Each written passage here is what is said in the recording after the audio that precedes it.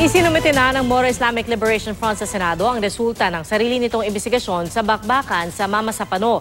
Gitang MILF makatwiran ang pagganti ng kanilang mga tauhan sa mga SAF Commando na una raw umatake.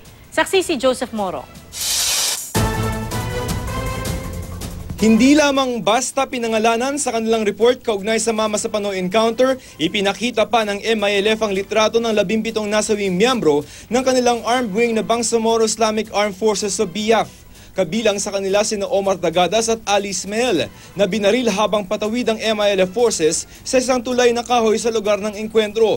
Papunta raw sana ang puwersa sa sitio Amilili bandang alas 4:30 ng madaling araw noon matapos makarinig ng putukan. Ang iba nilang kasamahan agad umatras sa maisan na una nilang nadaanan at nakipagbarilan na sa mga puwersang una raw na maril sa kanila. Hindi pa nila alam noon na blocking force ng Oplan Exodus ang kanilang kalaban.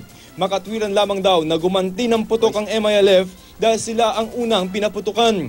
Ipoprotesta raw nila sa International Monitoring Team ang paglabag sa ceasefire agreement ng PNP-SAF. Kasabay ng paghupa sa barilan bandang alauna ng hapon, ang pagkuha rin ng MILF sa bangkay ng mga napatay na kasamahan para mailibing agad alinsunod sa tradisyon ng Islam. Noon na rin sila nanguha ng mga war booty o yung mga pagkuha ng anumang gamit na patunay ng pinagdaan ng labanan. Hindi idinetale kung ano-ano ang mga ito pero kung matatandaan, maraming nawalang gamit sa SAF 44. Binanggit din sa report ang pagpapaalam sa MILF kaugnay sa ceasefire kaya nag-pull out na sila pasado alauna ng hapon noon.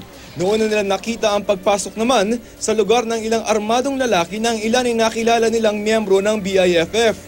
Sabi ng MILF, posibleng ang mga BIFF ang nakita sa viral video na malapitang namaril sa isang buhay pa noong SAF Commando. Meron sumunod na grupo na kasama doon yung mga BIFF, so sila yung kumuha ng video, hindi MILF. You can see in the video that there are men who pick up yung V90. V90, yung malakas na armas na parang mortal. So wala sa MILF yun. At saka ang BIFF na umamin na meron silang na-capture na V90. Wala raw irerekomend ng disiplina sa kanilang mga miyembro ang MILF at wala ring isusukong mga miyembro. At gusto pa nga nilang pakasuhan ng human rights violations si PO2 Christopher Lalan na tanging survivor sa blocking force ng SAF. Dahil sa pagpatay umano sa 4 na MILF na natutulog lamang sa Langgal o maliit na moske noong January 26. Wala pang tugon dito si Lalan. Laman din ng report ang litrato ng mga sibilyang nadamay, kabilang isang magsa-charge lamang sana ng cellphone sa palengke ng Tukan na Lipaw, pero natagpo ang nakagapos umano ang kamay sa likod at sabog ang muka. Sabi naman ng Government Peace Panel, yung court of law, even if you don't recognize it, but that's the law, it can be enforced. Isinumite na ng MILF ang report sa International Monitoring Team o IMT na may sarili ring investigasyon. Natanggap na rin ang report ng Senado na nagsagawa rin ng sariling investigasyon sa engkwentro. Ako si Joseph Morong, ang inyong saksi.